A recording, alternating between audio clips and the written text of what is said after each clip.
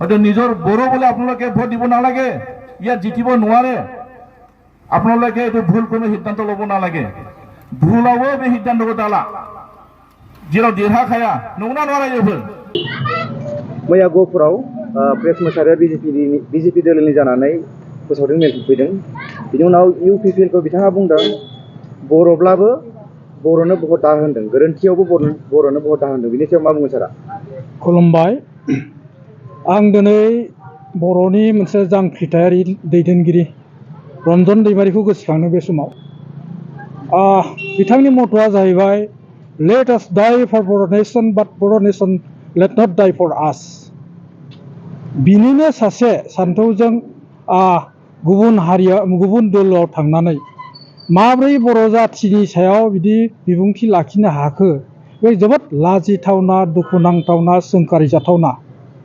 मानोना बिग्रायारि हान्जायाव थानानै बर' जाथिनि थाखायनो खामानि मावनानै सासे बर' फिसाखौ बर'ब्लाबो भट दाहोनाया बे मा रोखोमनि बाथ्रा जादों बेखौ हयथ' बर' रायजो राजाफ्रा हयथ' बुजिनो बाखि गैया। बिथांमोना सोरजोंबा बायजादों, राष्ट्रीय राजनैतिक दलजों माने बायजानानै लासिं सिंनो गहपुरनि समस्या बाव रोजा रोजा सुबुङा जिउ गोमादों। 1993 जिउ गोमादों। बाव गुबुन हारिजों जों माने न' सावजादों, बुथार जादों। 89 न' सावजादों, बुथार जादों। बिनि उनाव बिएलटिनि दैदेननायाव, एनडिएफबिनि दैदेननायाव गहपुरा गोबां सेक्रिफाइस खालामदों। बे सेक्रिफाइस खालामनानैसो दिनैनि बिएससि बिटिसि आरो बिटिआरखौ मोन्दों।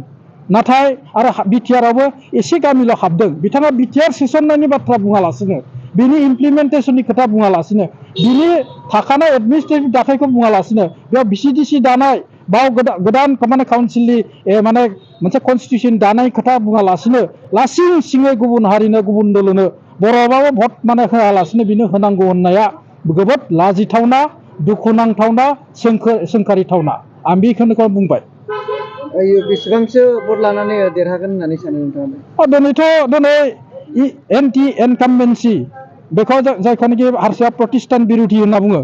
बे प्रतिष्ठान बिरुधिया बेसेबां माने 10 बोसोराव रुलिं पार्टिनि बेरेखायै दोहो खामग्लिनानै बिथाङा बे ओनसोलाव बेरायदोंब्ला बे ओनसोलाव मा डेभेलपमेन्ट जादों बेखौ मानो नायफिनाखै? बिथाङा निजे सासे MCLA EM, नाथाय बिथाङा डेभेलपमेन्टनि बाथ्रा बुंफैयालासिनो डाइरेक्टयै दाखालिसो देरहालांखानानै बिथाङा दिनैसिम बे 4 मासाव मा बुस्थु होफैखो आरो मा बुस्थु होगोन, बेयाव मा जिनिस माने माबायदि डेभेलपमेन्ट जागोन बेखौ बाथ्रा बुङालासिनो बिथाङा जे स्कुल कलेजनि खोथा होनदों, स्कुल कलेजा जों मारै मोनखो, बेयाव बिनि हानि मोनथाया, बे हानि पाट्टाखौ जों बोरै मोनखो? हानि पाट्टाखौथ' जोङो प्रमद बर'नि दैदेननाय जिथुनाखि इउपिपिएल सरकार, बेयावसो गहपुरनि हादाननि मानसिफ्रा हानि मोनथायखौ मोननो हादों। दा बिथाङा बेफोरखौ मिथियालासिनो, गहपुरनि जारिमिनखौ मिथियालासिनो बेनि भटखौ माखासे माने फैनानै लांफैनानै बे बाथ्राखौ बुंफैनाया गहपुर रायजो राजाफ्रा माने गोख्रों माने बेखौ जों नायगासिनो दं आरो जोबोद दुखुनांथाव, लाजिथावना। आं गहपुरनि जानानै, बिनि थागिबि जानानै, बेनिफ्राय गायसनगिरि आं माने सासे बर' सुबुं जानानै लाजिनाय फोरमायदों, दुखु नांनाय फोरमायदों आरो बे रोखोमनि बाथ्राखौ जाहाथे इयुनाव फैनायाव जाहाथे बे रोखोमनि बाथ्राखौ बुङा होननानै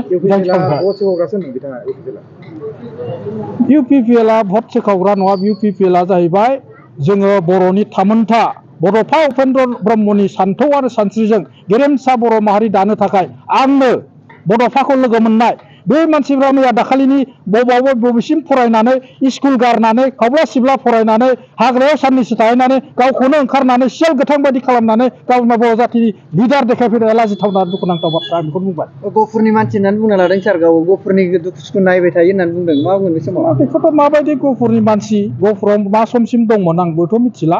आंथ' गहपुरावनो जोनोम जानाय, आं बावनो फरायनानै बावनो माबाय। गहपुरनि 100 जनाव 100 जन मानसि आंखौ सिनायो, खिन्थु बिथांखौ बेसेबां जन मानसिया सिनायो? बिथाङा हयथ' लेखा फरायनानै फरायनो हायैनि हाग्रायाव खारलांनानै साननैसो गावखौनो सिबिसुला मोनसे बिग्रायारि बर'नि जाथि दामोनथा उदां बर' हारि नागिरदोंमोन। दिनै उदां बर' हारि नागिरनाया दिनै खौसे गैया।